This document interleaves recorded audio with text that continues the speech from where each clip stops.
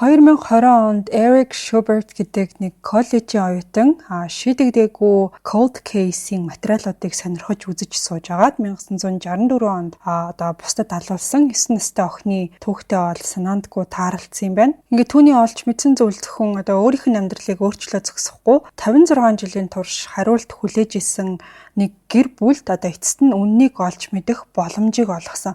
За энэ бол дөнгөж 20 настай genealogy буюу одоо удам зүйн судалгааг маш их сонирхож дурлсан залуу Пенсильвани мужийн хамгийн эртний одоо шийдэгдээгүй хэргийн нэгийг хэрхэн илрүүлж чадсан тухай олон үе дамжин ажилласан туршлагатай мөрдөгчдийн ч гэсэн хийж чадаагүй зүйлийг яаж гүйцэтгсэн талаарх сонирхолтой түүх байгаа. За тэгэхээр хэдүүлээ эхлээд чухам ямар хэрэг гарсан, амиа алдсан охины ар гэр, за тэдний одоо амьдрал нь ямар байсан талаарх түүхийг яриад дараа нь одоо энэ хүү Eric Schubert гэдэг хүн яаж илрүүлсэн тухай одоо ярих болно. За Morris Ann Civarella 1954 оны 11 сарын 25-нд талархлын баярын өдөр Нью-Йорк мужийн Waterloo хотод одоо мэндэлсэн байна. За тэр бол Carmen болон Mary Civarella гэдэг хоёр хүний охин болж төрсэн 5 хүүхдийн хоёр дахь нь байсан юм байна. Энэ гэр бүл бол маш хөдөлмөрч, хоорондоо одоо маш тийм татна холбоотой Итали, Америк гэр бүл байсан. Нью-Йоркт бол хэдэн жил амьдарсны дараа энэ гэр бүл Mary буюу одоо тэр эхнэрийнх нь төрсэн хот руу нүүхээр шийдсэн юм байна. За 1960-ад оны үеийн Пенсильвани мужийн Hazelton гээд хот нь нүүрсний уурхайд түшгэлсэн одоо тийм хот байсан гэд ойлгочиж болно. За хэдийгээр энэхүү одоо нүүрсний уурхай гэсэн салбар уналтанд орж эхэлжсэн ч гэсэн одоо амьдралын хэв маяг нь хадгалагдсан хിവэрэ байсан. Ингээд хөршүүд нь аль бие биенээ таньдаг, хүүхдүүд ямар ч айдасгүйгээр сургууль руугаа явдаг, католик сүм нь нийгмийн амьдралын одоо гол тулгуур болдог тийм тайван газар байсан. Ингээд Civarella-гийн гэр бүл Hazelton-ы баруун хойд хэсэгт суурьшиж амьдарсан. За тэгээд Carmen гэдэг нөө аав нь болохоор гэрийнхээ яг хажууд байрладаг Little Market гэдэг нэртэй жижиг хүнсний дэлгүүрийг ажилуулдаг байсан юм байна. За энэ дэлгүүр нь болохоор маш их ачаалттай тийм төрлийн одоо ажил байсан юм байна. За Carmen болохоор өглөө эрт босч бараагаа татаж аваад өглөөний 10 цагаас оройн 10 цаг хүртэл 7 хоногийн 7 өдөр ингээд 24/7 тасралтгүй одоо хүмүүст өгүүлжээлж шөнийн цагаар тооцоо бүртгэлээ хийдэг байсан. Харин Mary гэдэг нөгөө эхнэр нь болохоор хотын төвд байдаг нэг жижигхэн сүлжимлийн үйлдвэрт ажиллаад аажмаар одоо ажүүлдвэрээс холдож байгаа энэ хотод бол энэ хоёр хүн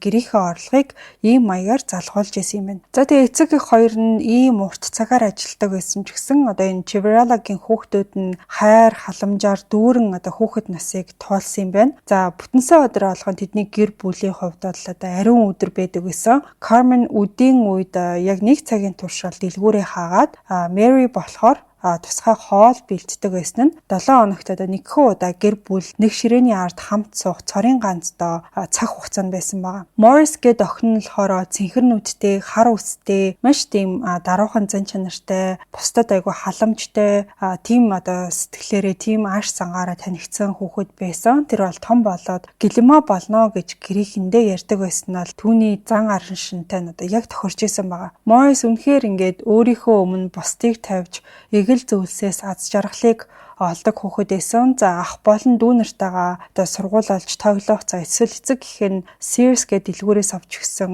хөгжмөдөө хөгжмөдөх нь бол түүний одоо баяр баясгалан байсан юм байна. За оройн цагаар бол тэр том ах Ron-тойгоо хамт хөгжим тоглоод дуу зохиогоод тэдний хоолой ол гэрийг нь одоо хөгжим одоо дуу хоолоогоор ингээд дүүргэдэг байсан гэж дурссан байдаг. За Morris бол одоо Mary гээд охин дүүтэйгээ нэг унтлахын өрөөнд унтдаг байсан юм байна. Орой олгон эгчдүү хоёр бол бие биенийхээ өсийг самнангаа бие биетэйгээ ярилцаад маш хөвгчлөлтэй өнгөрөөдөг байсан талаар хожим нь одоо дүүн дурссан байдаг. За гэр бүлийн одоо өдөр тутмын амьдрал нь маш тийм тогтмол, за тэгээ тайван байдаг байсан. Carmen үүр цагаас өмнө дэлгүүртээ очиж хөршүүдтэй одоо үйлчлэх бас нэг урт өдрийг эхлүүлдэг заншилтай. За Mary болохоор сүлжмөлийн үйлдвэрлэлүүгээ яваад харин хүүхдүүд нь Saint Josephine сүмийн харьяа сургууль руу хамтдаа алхаад тэрхүү одоо католик сүмийн үнэт зүйлс шингэсэн боловсролыг эзэмшдэг байсан юм байна.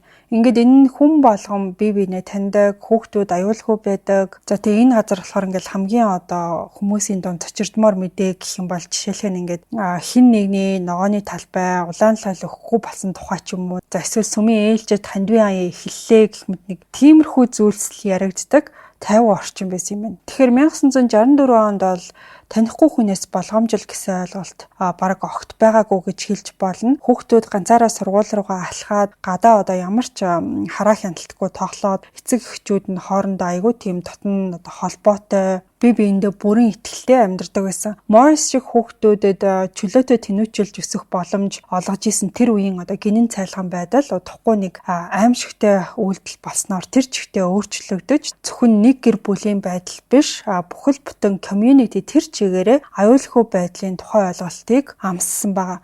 1964 оны 3 сарын 18-ны лав гарагт Chevrolet-гийн гэрт бусад өдрүүдийн адил энгийн ихсэн байна. За үүрээр 4 цаг 30 минутанд сэрүүлэг дуурайад эхнээсээ сэрж эхэлсэн. За тэгээ Morris болохоор нөгөө дүүтэйгээ хамт нэг өрөөнд байдаг гэсэн шүү дээ. Тэгээд сэрүүлэг дуурсны дараа бол дүүдээ нүдээ нарэ гэж хэлсэн байгаа. Тэгээд хувцас авахын тулд би гэрлээ асаах чи шүү гэж дараа нь хэлсэн байгаа. Энэ нь болохоор ер нь ингээл өдөр тутам яригддаг, хилэгддэг маш энгийн зүйл юм шиг боловч за Mary гээд дүүгийнх нь хувьд бол хамгийн нандин дурсамжуудынх нь нэг болж үлдсэн юм байна. За Morris тэр өдөр өмсөх хувцас нямбайлан сонгоод бараа өнгийн хүүрэм за тэгээд юпг хар тэрко тэгээд ийм өнгө хослсон тийм алчуур зүгээд гарахаар болсон. Сургуульд явахын өмнө бол Morris тухайн өглөө нэг тийм онцгойч гэмээр зорилготой байсан. Saint Josephine сүмийн харьяа сургуулийн нэг гэлэмма багш нь тухайн өдөр бол яг баярын өдөртөө байж таарад Morris болохоор тэр багштаа бэлэг өгөхийг хүссэн юм байна. Тийм болохоор аавынхаа хүнсний дэлгүүрээс 2 лаацтай жимс аваад за тэрийг болохоор ингээд маш нямбай ороож боогоод ах дүү нартайгээ хамт гарах биш арай эрт сургууль руу явахаар шийдсэн байгаа. За тийч тухайн өдөр ганцаараа гараад өдөр тутмын мөргөлд оролцохоос өмнө ангитаа очиод тэгээ лаацтай жимсээ үлдээхээр шийдсэн юм байна. За ингээ ойролцоогоор өглөөний 8 цаг 10 минутанд Morris бол гэрээсээ ганцаараа гараад Hazeltны танил гудамжуудаараа алхаж эхэлсэн. Тэгээ явахаас өмнө хүрх ингээ штар бууж ахтаа нөгөө Mary гээд дүүдээ хаштаг гэдгийг хэлсэн. За тэгээ нойрмог дүүн ч гэсэн ихчтэй хаштаг гэдгээ хэлээд ингээд явсан байгаа. Гэхдээ энэ хоёр охин хоёулаа бол энэхүү үг нь тэдний хувьд сүүлчийн үг байна гэдгийг бол огтхонч төсөөлөөгүй. Saint Joseph сүмийн сургууль руу очих зам бол Morris-ийн хувьд маш олон удаа алхсан танил маршрут нь байсан. Hazeltны баруун хойд хэсгээр дамжаад 6 гудамж алхахдаа тэр бол танил айлуудынхаа хажуугаар өнгөрөөд өглөөний мэнд төвшүүлж мэдлэг хөшүүттэйгээ тааралддаг байсан юм. За тухайн үед ингээ 3 сар байсан болохоор өглөө бол мэдээж маш жиндүү байсан. Тэгээ нөгөөх чинь сургууль руугаа зөвхөндөө 2 лаацтай жимсээ хийгээд алхсан байгаа. За ингээ дараа нь юу болсон талаар зөвлбөл бараг ингээ 60 гаруй жилийн турш нууц хിവэрэ үлдэх үйл явдал болсон. За учир нь гэх юм бол гэрээсээ гарснаас эхлээд өдөр тутмын мөргөлд очих ёстой сургууль хүртэлх тэр 6 гудамжийн аль нэгэнд Morris бол хэн нэгэнтэй тааралцсан. За тэр хүн бол түүний амийг нь хөнөөж энэ хотын хувьд сэтгэл сэртгийлгсэн нэг түүх эхэлсэн. Сургууль дээр гэлэмманаар Morris өдөр тутмын мөргөлд ирээгүйг ер нь бол анзаарсан. За энэ түүний хувьд маш хачирхалтай явдал байсан ч гэсэн ялангуяа тэр бол нөгөө багштаа ингээд лаацтай жимс өгөх гэж байгаа гэдгээ урдчлаад хилцэн байсан болохоор ирээгүйд нь бол мэдээж маш их гайхажсэн байна. За тэгээ өдийн хоолны цаг өнгөрөөд Morris гэртээ ирээгүй хിവэрэ байх үед бол мэдээж бүгд бол гайхаж эхэлсэн. Тэр үеэр болохоор аав нь дэлгүүртээ, ээж нь болохоор нөгөө үйлдвэр дээрээ ажилтаа байсан. Бусад хүүхэд нь сургууль дээрээ байсан ч гэсэн яг Morris-ийг алга болсон талаар огт мдээгүй байсан маа. За ингээ ийм маягаар Hazeltond бол бүх зүйл хിവэрэ үргэлжилж хүмүүс өдөр тутмын ажиллаа хийсээр байсан. Тэдний хинэн ч ийм нам гүм 50 байдаг орчинд аимшигтай муухай зүйл аль хэдийнэ болоод өнгөрсөн гэдгийг мэдээг байгаа. Ингээд сургууль Morris ирээгүй талаар гэр бүлтэй холбоо барих үеэр санаа зовсон байдал нь төгшүүр болж хувирсан. Morris-ийн хувьд бол маш хариуцлагатай, гүн итгэл үнэмшилтэй, ерөнхийдөө хэний ч итгэлийг алдахааргүй тийм найдвартай хүүхэд байсан. Тэр хизээч гэрээсээ зугтдаггүй, хэн нэгэнд хэлэхгүйгээр явдаггүй, хичээлээ тасалдаггүй хүүхэд байсан. Тийм болохоор ямар нэг аимшигтай зүйл болсон юм шиг гэр бүлийнх нь бол маш их санаа зовж эхэлсэн. Аав Carmen нь болохоор дэлгүүрээ хаагаад тэгээ Saint Josephine сүмийн орчмоор охиноо хайж маш их сандарсан байсан ч гэсэн охиноо бол олно гэдэгт маш итгэлтэй байсан байна. За цагдаа нарт бол тэр мэдээж мэдэгдээд Hazeltны гудамжуудаар эрэл хайвал эхэлсэн.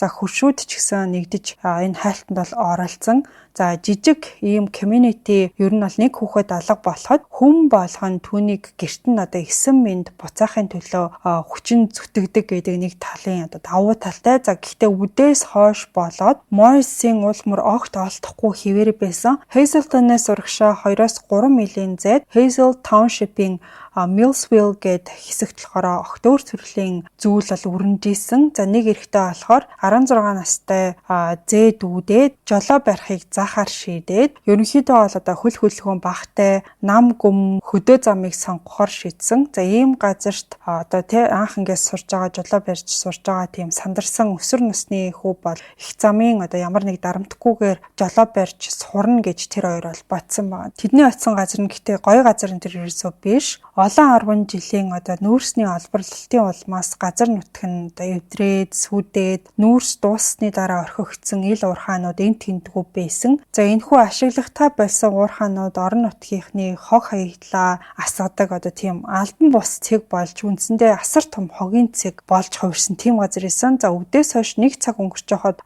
тухайн хоёр одоо нэг жолоо барьж сурах гэж байгаа хоёр маань тухайн замаар явж исэн. Нөө 16 дахь хүү болохоор танихгүй замаар маш тийм болгоомжтой жолоогоо бариад жолооны хүртээ чанга атгаад анхаарлаа төвлөрүүлээд явж исэн маа. За тэгсэн чинь хуучин Элуурхайн нэг нүхэнд нэг сонин зүйл тэдний анхаарлыг бол татсан. За эхэндээ хогийн дунд хаягдсан тийм том хэмжээтэй хүүхэлтэй юм шиг одоо харагдсан байгаа. Хар шороон дунд цэнхэр өнгийн даавууд хууч харагдах нь магадгүй одоо ингээд хаягдсан тоглоомч юм шиг эхэндээ санагдсан. За гэхдээ тэд нэр илүү ингээд ойртоод харсан даруйда аимшигтэй зүйлийн гэрч болцоосон. Тэр нь бол одоо огт хүүхэлтэй энэ төр биш. Тэр хоёр бол машинаа нин дараа зогсоогоод жоохон айдас давтсан байдалтайгаар дөхөж очсон. Орхигдсон Элуурхайн нүхэнд хог нов шивдэрхий зүйлсийн дунд нэг бяцхан хүүхдийн цогцос хэвтчихсэн байгаа. За ингээд энэ хүүхэд нь болохоор нас барсан одоо Morris байсан. Хон үзэгдэл нь бол үнэхээр аимшигтай байсан гэдэг. За тэд түүнийг шалгаад үзэхэд Morris-ийн бие нь бол одоо хөрсөн чинь ингээд одоо дулаахан хിവэр байсан. Хэдхэн цагийн өмнө ч юм уу магадгүй бүр хэдхэн минутын өмнө амнасаа алдсныг нь илтгэжсэн. Morris-ийг болохоор хүлж боогоод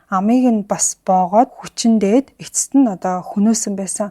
Үхлийн шалтгаан нь болохоор өөрийнх нь гутлын үдээсээр боомлсон байдалтай байсан. Түүний бол багштай өгөхөөр Нямбайлан одоо боосон хоёр лаз Джеймс цогцсных нь одоо яг дэргэд байсан юм байна. За ингээ энэний талаар бол нөгөө хоёр чинь тэр даруйда цагдаад мэдэгдээд хууль сахиулах байгууллагынхан хэдхэн минутын дотор хэргийн газар явж очисон. За Hazel Township-ийн Millsville дэх Элуурхайн нүх бол орон нутгийн цагдаагийнхны урд өмнө хизээж тулгарч байгаагүй аимшигтай хэргийн газар болж хувирсан. За ингээд Morris олдсон тухай мэдээ Hazelton даяар бол маш хурдан хугацаанд тарсан. Одоо ингээд хүн болгон бинээ таньдаг ийм community дотор бол мэдээ маш хурдан тархаас өөр аргагүй. За Carmen Chivrella буюу одоо нөгөө аав нь болохоор охиноо хайж явсаар агаад Saint Joseph-ийн сүмийн орчимд явж явах үед нь өөрийнхөө дамжуулж байгаа аимшигтай мэдээг юу ч бодлохгүйгээр тэр одоо аавынх нь хажуугаар өнгөрч явахдаа зүгээр л нэг ингээ юм яриа авч байгаа юм шиг Chivrella-гийн охин нас барсан байдалтай олцсон байна гэд ярьсан юм байна.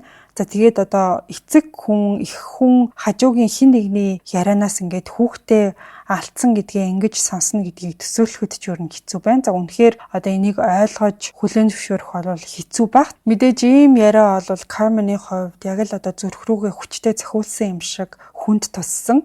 Охиноо ер нь бол 9 минут олно гэж цөхрөлтгүй найдаж исэн аав одоо эцэг их бүрийн хамгийн аимшигтай хард орсон зүйд шиг зүйлтэй ингээд нүүр тулахаар болсон байгаа. Өмнө нь хэлсэнчлэн 1964 оны Hazelton бол хүүхдүүд гадаа чөлөөтэй тоглож болдог, хаалгаа цоочлох шаардлагагүй хамгийн ноцтой хэрэг нь жижиг хулгай за эсвэл гэр бүлийн маргаанал байдаг тийм одоо газар байсан. Харин одоо энэ хотод 9 настай охины харгас хэрцгий аллага тохиолдсон тийм аимшигтай үйл явдлалсан. За энэ нь бол эргэн тойрныхонд нь огтхонч одоо ойлгож чадхааргүй ухаан санаанд нь багтахааргүй зүйл байсан. Ингээд энэ зүйлийн тухай мэдээ бол хот даяар тархахын хэрээр одоо эцэг эхчүүд хүүхдүүдээ сургуулиас нь эрт дуудаж эхэлсэн. За анхны мөрдөө шалгалт нэн даруй маш одоо нэг тамбай эхэлсэн юм байна. Пенсильвани мужийн цагдаа нар бол боломжтой бүх одоо нөөц бололцоогоо дайчилж хэргийн газарт явж очисон. За учир нь гэх юм бол хүүхэд хөнөөсөн хэрэгт эхний 48 цагийг бол хамгийн чухал гэдгийг тэд нар сайн мэдчихсэн. Тэд бол хэргийн газрыг маш нарийн баримтжуулаад, нотлох баримтуудыг цоглуулад, Morris одоо юу тохиолдсныг ойлгох хүнд тийм нарийн үйл явцыг эхлүүлсэн юм байна. Олдсон нотлох баримтууд маш олон байсан. Алуурч маш хайхрамжгүй байсан.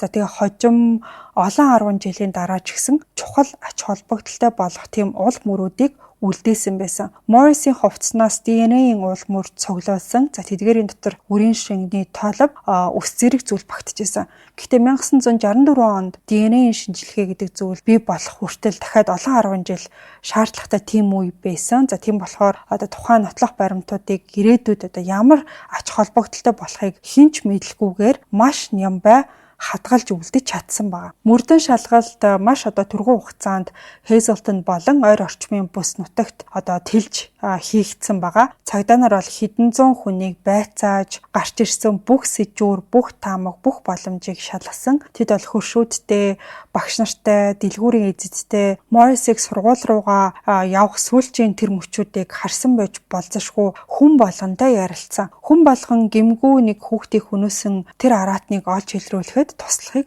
чин сэтгэлээс өгсөжсэн. Харин Пенсильвани мужийн цагдаагийн ахлагч Марк Барн хожим ингэж хэлсэн байдаг. Түүнд тохиолдсон явдал энэ community-г бүхэлд нь өөрчилсөн гэж хэлсэн байдаг. За тэгээ хүссэн ч хүсээгүй ч 1964 оны 3 сарын 18-наас хойш Hazelton-д амьдралын хэм маяг өөрт өөрчлөгдсөн. Харин Chivrella-гийн гэр бүлийн хувьд бол нэг талаасаа алуурчин алдаад шударга ёсны өмнө хариуцлага хүлээн гэсэн найдвар байсан бол нөгөө талаас охиных нь аллахын аимшигтай нарийн ширээ зүйлийг дахин сөхөж дахин санахаас өөр аргагүй тарчилж исэн баг. Эннээс хойш бол цагдаа нар 4-5 хүнийг сэжигтэн байж магадгүй гэж байрж, байцааж, хойрч бас нэлээд олон жилиг ардаа үүдсэн. Хийж байгаа ярилцлага болгон, гарч ирж байгаа сэжүүр болгон, ахиц дэвшил болгоно нь тэднийг бяцхан охинд юу тохиолдсныг нүүр тулж хүлээн зөвшөөрөхөд хүргэдэг байсан. За Carmen Mary Chivrella хоёр бол охиныхоо алуурчныг олж барихад тусалах ямар ч мэдээллийг өгч мөрдөн шалгалтанд бүрэн хамтран ажилласан. Мөрдөн шалгалтын явцад хэргийн талаар хит хитэн төгшөөртэй баримт бол ил болсон. За юуны өмнө бол алуурчин тухайн бүс нутгийг маш сайн мэддэг хүн байх магадлал өндөр байсан. Учир нь гэх юм бол Morris-ийн цогцыг хаясан ашиглахтаа байсан илуурхай нүхийг мэддэг. Тийш бол хэнийг ч анзаараагүй байхад нь очиж болохыг ойлгодог хүн байсан нь ихтэйсэн. За энэ нь бол орон нутгийн газар зүүн байршлыг сайн мэддэг, хэрэг илэрхээс зайлсхийх, хаашаа явахаа мэддэг хүний үйлдэл байсан. За ийм болохоор мөрдөн байцаагчид бол гадны хүмүүс, төр оршин суугчдаас илүүтэйгээр орон нутгийн иргэдэд анхаарлаа төвлөрүүлсэн. За гэхдээ хэдэн сар үргэлжилсэн эрчимтэй шалгалтын дараа сэжүүрүүд бол аажмаар тасарч эхэлсэн юм байна. Пенсильвани мужийн цагдаагийн газар хэдэн зуун хүнийг байцааж, боломжит бүх уул мөр, бүх таамаглал, бүх онолыг шалгасан ч алуурчин бол харамсалтай нь илрээгүй. За эхэндээ болохоор бит нотлох баримт, гэрчийн мэдүүлэг зэрэг зүйлээр ихээхэн найдвар төрүүлж исэн хэрэг инхүү зогсон байдалд орж эхэлсэн. За мөрдөн шалгалт бол асар их хүний нөөц шаардсан. Нийтдээ Пенсильвани мужийн цагдаагийн газрын 230 гаруй ажилтан өөр цаг үед энэ гэмт хэрэг дээр ажилласан нь энэ хэргийг тухайн газрын түүхэн дэх хамгийн том мөрдөн шалгалтуудын нэг болгосон. Мөрдөгч Томас Макэндрю энэ хэрэг дээр бол нийт 26 жилийн турш ажилласан. За тэгээд Morris-ийн алуурчныг олоход энэ хүн бол онцгойлон анхаарч сэтгэл зүрхээ зориулсан юм байна. Гэхдээ түүний хичээл зүтгэл бусад тоо томшгүй олон мөрдөн байцаагчдын чормаалтыг үл харгалзан хэрэг бол шийдэгдээгүй хിവэрээ үлдсэн юм байна. Ингээд өдөр хоногуд өнгөрч, дараа нь сарууд өнгөрч, сүүлдээ бүр хэдэн жил өнгөрч явсаар агаад энэ хэрэг бол эцэстээ cold case болж хувирсан. За гэсэн хэдий ч Пенсильвани мужийн цагдаагийн газар хизээж бууж өгөхийг хүсээгүй. Хэрэг бол жил болгон дахин нэгтлэн шалгагдаж, шинэ мөрдөгчд бол нотлох баримтуудад шинэлэг өнцгөөс хандахыг хичээж исэн. Шинэ технологи гарч ирэх болгонд тэрийг нь ашиглаад хэргийн материал жил ирэх тусам зузаарсаар байсан. За энэ наллага бол хэдэн 10 жилийн дараа ч гэсэн ярианы сэдв хിവэрээ үлдсэн юм билээ. Гэхдээ заримдаа хамгийн хэцүү хэрэгүүд уламжлалт бус огт өөр шийдлийг шаардж идэг. Ингээд 2020 онд Morris Chivrella-гийн хэрэг огт өөр төрлийн мөрдөгч анхаарлаа хандуулсан. Тэр хүн энэ хэргийг бол гэмт хэрэг үйлдэгдэх үед огт байгаагүй арга техник ашиглаад цоо шин өнцгөөс харсан хүн байгаа. Ярианы ихэнд дурддагчсэн Eric Schubert гэх залуу бол анх Morris Civarelli-гийн хэргийн талаар мэдэх үедээ дөнгөж 18 настай байсан юм. Гэхдээ тэр үедээ л генетикийн удам зүйн судалгааны шин салбарт Aviaston гэж нэрд гарч эхэлсэн байсан. Пенсильвани мужийн Elizabethtown коллежид түүхийн чиглэлээр суралцдаг Schubert багасаа удам судлалд татагдж гэр бүлийн удам угсааг хөөж бид бүгдийг өнгөрсөнтэй мань холбдог нарийн холбоосуудын талаар тоо томшгүй олон цагийг зарцуулж судалж ирсэн нэгэн байсан. Schubert-ийг онцгой болгосон зүйл нь зүгээр нэг удам сударт дуртай байсандаа биш, харин орчин үеийн DNA-ийн технологиг уламжлалт удмын судалгаатай хэрхэн хослуулж гэмт хэргийг шийдвэрлэж болохыг гүнзгий ойлгож исэн явлаа. Тэр коллежид орохдоо аль хэдийнэ генетикийн удам зүй гэх аргыг ашиглаад бусад хууль сахиулах байгууллагуудад олон cold case-ийг шийдвэрлэхэд тусалж исэн хүн байсан. За энэ арга нь бол DNA-ийн шинжилгээг гэр бүлийн та бүхэн санаж байгаа юм бол ингээд жишээ нь хоёр хүн байлаа гэхэд тэр хоёр хүн хоорондоо гэрлээд хүүхдүүдтэй болоод хүүхдүүд нь дахиад хүүхдүүдтэй боллоо гэх мэт ингээд харахад бол яг ингээд модны мөчөр шиг тийм зүйл болчдөг. За тэгэхээр ийм судалгаатай хослуулах байдлаар сэжигтэн хохирогчдыг тодорхойлох тийм техник байгаа. Schubert болохоор тухайн үед харьцангуй шин байсан энэ салбарт олон жил ур чадвараа хөгжүүлж өөрийн гэсэн ES Genealogy нэртэй судалгааны бизнесээ явуулж исэн байна. За тэр бол туршлагатай судлаачдыгч бухардалд оруулдаг төвөгтэй тэр удам зүүн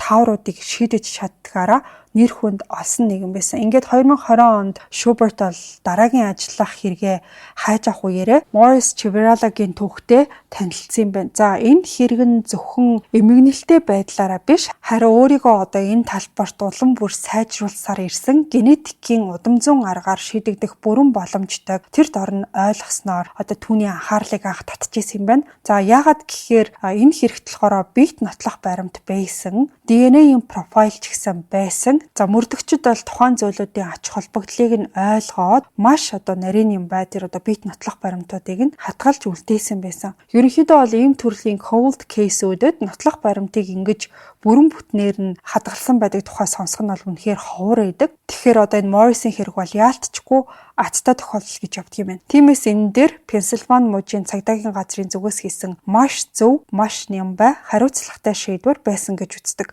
Гэхдээ Schubert-д нэг том сорилт тулгарч исэн. Пенсильвани мужийн цагдаа нар нотлох баримтыг хадгалах тал дээр бол маш нямбай байсан ч гэсэн тэд нар гадны юм хэн мэдэгдэхгүй хүмүүстэй хамтарч ажиллахыг бол төдийлөн хүсдэггүй байсан. Ялангуяа хууль сахиулах албанд албан ёсоор бэлтгэгдээгүй дөнгөж коллежийн оюутан залуу зөвлөгтэй хамтрах санаанд бол тэд нар дуртай байгаагүй. Өсвөр насны шахуу нэг залуу гинт гарч ирснээ. Тэдний дунд хамгийн эвгүй гэж яригддаг cold case дээр нь ажиллая гэд гарч ирж байгаа нэг л тийм ихтгэл төрүүлэхгүй юм шиг санагдчихсан маань. Гэхдээ Schubert болохоор мөрдөн байцаагчдыг үнэхээр гайхшруулж чадсан нэг зүйлтэй байсан. За энэ нь болохоор түүний амжилтын бодит түүх байсан. Schubert-ийн урд нь ажиллаж байсан хэрэгүүд генетикийн удам зүүн уламжлалт мөрдөн шалгалтаар олон 10 жил шийдэгдээгүй байсан хэрэгүүдийг тайлах боломжтой тодорхой харуулсан тийм зүйл байсан байгаа. Ингээд Schubert Morris Civarelli-гийн хэрэг дээр ажиллах саналаа Пенсильвани мужийн цагдаагийн газарт тавихад эхэндээ бол ингээд гайхаж жоохон эргэлзэж хүлээж авч ирсэн ч гэсэн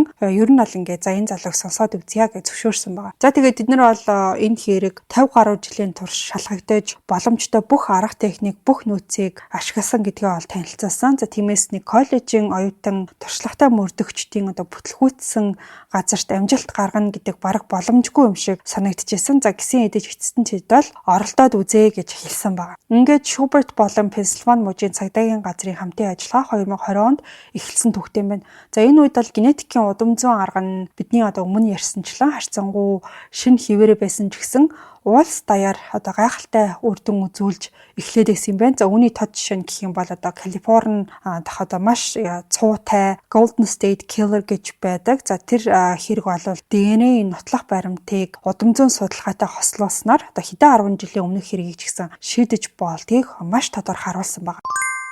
дугаартаа хамтран ажилласан Take Feed Monster уургийн ундаа та бүхэн энэхүү эрүүлэр жингээ барих болон жин хасахад зориулагдсан хоол орлуулагч уургийн ундааг CU-гийн бүх салбар дэлгүүрээс худалдаж авах боломжтой. Нэмэлт сахар агуулаагүй, салаатнаас ч бага калоритой өглөөний цайны оронд хэрэглэж болно. Дасгалын дараа булчин сэргэлтэнд бас өдөр хөнгөн уургаа нөхөхөд хэрэглэж болох юм байна. Хинд зориулагдсан бэ гэхээр жингээ барьж байгаа, калори багатай хоол сонгож байгаа, өлсөхгүйгээр турах зорилготой, мөн угаараг дутагддаг бүх хүнд тохиромжтой. Үр дүнд нь та яах вэ гэхээр жин аажмаар буурч булчин хадгалагдана. Дасгалын үр дүн илүү мэдрэгдэж, бие хөнгөн, энерги тогтвортой болно. Take Feed Monster өдөрт авах ёстой биеийн хэрэгцээ дургийг танд бүрэн өгч чадна. CU-гийн бүх салбраас. За ингээд хэдүүлээ хэрэг рүүгээ буцаад оръё. Eric Schubert Chevrolet-гийн хэрэг тонохдоо бол маш системтэй, төвчээртэй ажилласан. За тэр бол эхлээд хэргийн газраас авсан DNA-ийн профайлыг олон нийтэд нээлттэй байдаг удамзун мэдээллийн сангууд руу байршуулад алуурчны холын төрөл төрөсдгийг хайж эхэлсэн. За энэ үйл явц нь бол асар их төвчээр, өндөр ур чадвар шаардсан. За учир нь тэр бол холын төрөл саднаас ухрааж судлах хэдэн 10 жилийн өмнөхийг хайж байгаа гэсэн үг шүү дээ. Тэгээд энэ гэмт хэргийг үйлдсэн байж болцошгүй хүмүүсийг олж тогтоох ёстой байсан. Генетикийн удам зүүн судлаачдаас өргөн хүрээтэй удам ухсааны тийм мод шиг зүйлийг бүтээхийг шаарддаг. За ихэнхдээ бол хид хідэн үеэр ухаарч өвөг дээдсийг нь олж тогтоодог. За дараа нь тэд бол олон тэр салбарлсан байгаа гэр бүлийн шугамар нь баг-багаар урагшлаад DNA-ийн нотлох баримттай холбоотой байж болзошгүй бүх үр удмыг тодорхойлдог. Өөрөөр хэлэх юм бол хэрвээ магадгүй гэсэн тийм таамаг бол асар олон гарч ирдэг. Маш тийм уйтгартай, төвчээр шалгасан ажил байдаг. За энэ бол шинжлэх ухааны нарийн тооцоолол зөвн совинг хослуулсан жинхэнэ мөрдөгчийн ажил гэж нэрлэгддэг юм байна. Eric Schubert хожим бол ингэж тайлбарласан байдаг. Энэ бүхнийг судлах явцад хийсэн мөрдөн шалгалт бол миний өмнө нь тулгарч исэн хамгийн хэцүү удам судлалын ажил байсан. Үргэлжлүүлж хэлэхэд энэ нь миний амьдралдаа хийжсэн хамгийн хүнд зүйл байж магадгүй. Chevrolet-гийн гэр бүлд хариулт өгч чадсан багийн нэг хэсэг байсан нь миний хувьд үнэхээр их утга учиртай нэр төрийн хэрэг байлаа гэж ярьсан байдаг. Залуухан удам судлаачдын энэ хэрэгт хандсан чин сэтгэл, тууштай байдал нь үнэхээр онцгой байсан. Тэр бол Пенсильвани мужийн цагдаагийн мөрдөгчдтэй мөр зэрэгцэн ажиллаж, өөрийн удам зүүн мэдлэгийг тэдний хэргийн нарийн мэдээлэлтэй хослуулж чадсан. За энэ хамтын ажиллагаа нь уламжлалт мөрдөө шалгалтын арга барил болон хамгийн дэвшилтэд шүүх шинжилгээний шинжлэх ухааны шилдэг жишээг нэгтгэсэн зүйл байсан. За учир нь бол хамтдаа ажиллахад агуу үр дүн гарч ирдэг. За тэгээ Eric Schubert ажиллах тусам боломжит хувилбарууд нь аажмаар хумигдэж эхэлсэн юм байна. Ингээд 2020 онд олон сарын Нямбай судалгааны эцэст Schubert бол удам зүүн мэдээллийн сангаас гэмт хэрэг үйлцэн этгээдийн холын нэг үеэлтэй DNA нь тохирч байгааг илрүүлж чадсан. За энэ нь бол эцэстээ хэргийг шийдвэрлэхэд хүргэсэн шийдвэрлэх нээлт болж чадсан. За учир нь бол тэр тийм холын төрөл саднаас эхлээд Schubert удам ухсааны маш өргөн хүрээний тэр мод шиг зүйлийг улам нарийсхан бүтээж хэргийн газараас олцсон DNA-ийн нотлох баримттай холбоотой байж болзошгүй бүх үр удмыг зураглан гаргаж эхэлсэн юм байна. Боломжит сэжигтнүүдийн олонх нь бол өндөр настай, за эсвэл аль хэдийнэ нас барсан байсан болохоор DNA-ийн дээж цуглуулж харьцуулахад хүндрэлтэй байсан. Гэсэн хэдий ч Eric Schubert-ийн судалгаа урагшлахын хэрээр нэг нэр бол хамгийн боломжит сэжигтнээр тодорч эхэлсэн.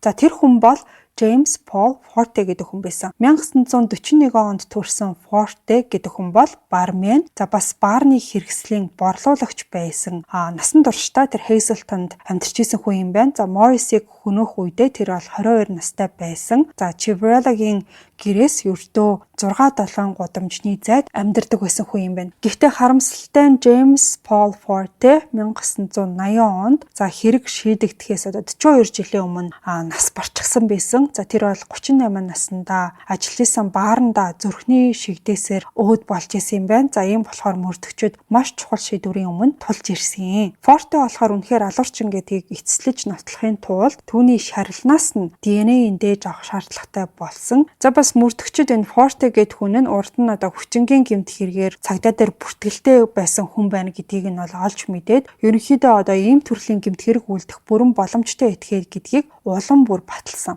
Тэр 1974 онд хүчингийн хэрэг болон одоо хүний бие рүү халтсан хэрэгээр баривчлагдчихсэн юм байна. Гэхдээ тэр бол цагдаа дээр хэлэлцээр хийсний дагуу илүү хөнгөн ял аваад хүний биед халтсан гэсэн зүйл ангиар өөрөө бол бурууга хүлээгээд 1 жилийн тэнсэн харгалзах ял авч исэн юм байна. За харин 1978 онд бол бусдад аюул учруулсан дарамтлсан хэрэгээр баривчлагдчихсэн юм байна. Ингээд ийм хэрэг үйлдсэн байсан хүн бол энээс илүү ноцтой гэмт хэрэг, тэр дундаа одоо хүүхэд рүү дайрах, улмаар насыг нь хөнөөх, хүчиндэх чадвартай байж болохыг нь бол харуулж исэн. За ингээд Forte-гийн цогцыг бол булшнаас нь гаргах шийдвэрийг 2022 оны эхээр Morris-ийн алхаас хойш 58 жилийн дараа албан ёсоор зөвшөөрсөн юм байна. Булшиг нь ухаажлахаа бол маш нарийн хяналттай нөхцөлд явагдаад ДНХ-ийн шинжилгээнд ашиглах эдийн дээжийг мөрдөгчөд цуглуулж чадсан. За энэ үйл явц нь бол маш өндөр зардалтай, за бас сэтгэл зүйн хувьд хүнд байсан ч гэсэн Morris гэх охины cold case-ийг одоо эцэслэн шийдвэрлэхэд хамгийн одоо бодит зүйл бол энэ яах аргагүй мөн байсан. Дараа нь бол ДНХ-ийн шинжилгээ хэдэн 7 хоног үргэлжилсэн юм байна. Мөрдөгчөд 40 гаруй жилийн өмнөх эдийн дээжээс одоо ашиглах боломжтой ДНХ-ийг нь ялгаж аваад тэрийг нь 58 жилийн өмнөх хэргийн газраас олдсон ДНХ-ийн нотлох баримттай харьцуулах шаардлагатай болсон. За ийм болохоор энэхүү үйл явц нь өндөр түвшний шүүх шинжилгээний арга техник маш нарийн одоо шинжилгээг бол шаардсан байгаа. Ингээд 2022 оны 2 сарын 3-нд шинжилгээний хариу гарсан. James Paul Forte-гийн шарилнаас авсан ДНХ нь Morris Ciavarelli-гийн аллахын хэргийн газраас олдсон ДНХ-тэй бүрэн таарсан байгаа. Ингээд бараг 58 жилийн дараа энэ хэрэг эцэстээ шийдэгдэж чадсан. За энэхүү амжилт нь уламжлалт мөрдөн шалгалтын арга барил болон одоо хамгийн дэвшилтэд шүүх шинжилгээний шинжлэх ухааны хамтын ажиллагааны одоо гайхамшигтай үр дүн байсан. За Пенсильвани мужийн цагдаагийн газар нотлох баримтыг олон 10 жилийн турш маш нямбайлан хадгалж техник технологи шинжлэгдэх мөчид за энэ хэргийг шийдвэрлэх боломжийг нь бол бүрдүүлчихсэн. Ингээд 2022 оны 2 сарын 10-нд Morris Ciavarelli-гийн аллахаас хойш 58 жилийн дараа Пенсильвани мужийн цагдаагийн газар хэвлэлийн баг хурал зарлаад за тус мужийн одоо хамгийн эртний cold case-ийн нэгний хариуг олон нийтэд эцэслэн танилцуулсан. За тэр үеэр бол танхимд одоо ажиллаж байгаа болон одоо тэтгэврт гарсан мөрдөгчүүд Ciavarelli-гийн гэр бүлийн гишүүд за бас хэргийг олон 10 жилийн турш сурвалжилж ирсэн хэвлэлийнхэн дүүрэн цугларсан байсан. Хэргийн ахлах мөрдөгч болсон мужийн цагдаагийн ахлагч Mark Barron энэ дээр сэтгэл нь одоо илт хөдлсөн байдалтайгаар зогсож исэн. За учир нь гэх юм бол олон хүн хизээч илэрхгүй гэж бодож исэн хэрэг эцэст нь илэрч энэ өдөр бол ирсэн байгаа. За тэр бол хэлэхдээ өнөөдөр бид эцсийн эцэст Morris Ciavarelli хэн хүнөөсөн болохыг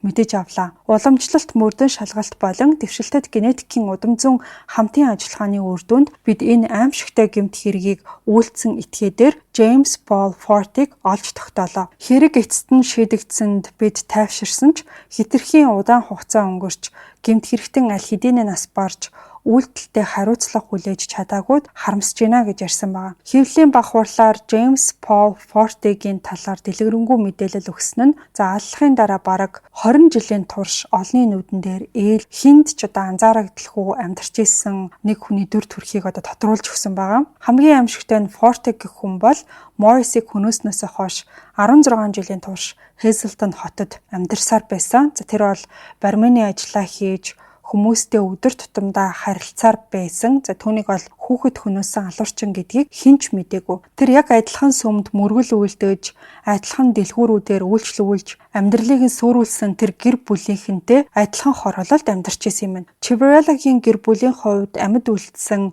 4 ах эгч дүү болох Ron, Barry, Carmen, Mary, David нар бол хэвлэлийн баг хуралд оролцсон. За энэ нь бол амьдралынхаа турш энэ мөчийг хүлээсэн нэгэн гэр бүлийг төлөөлж исэн одоо хүмүүс нь байсан.